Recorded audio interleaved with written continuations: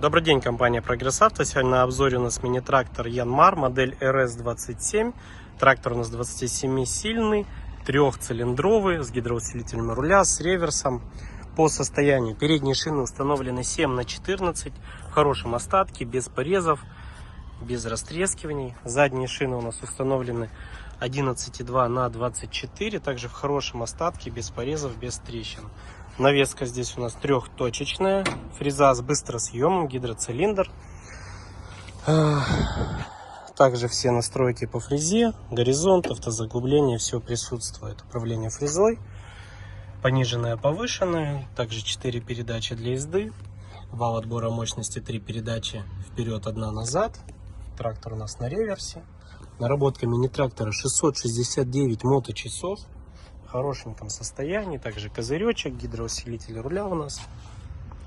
Все это присутствует. По фрезе. Фреза модель RSL1704. Фреза 175 сантиметров. Ножи в прекрасном состоянии. Абсолютно все новенькие, целенькие. По размерам.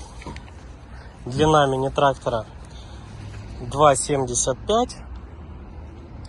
Ширина по переду 120, по заду 130, колея по переду 101, по заду 100, клиренс 30 сантиметров у нас, высота по руль 135.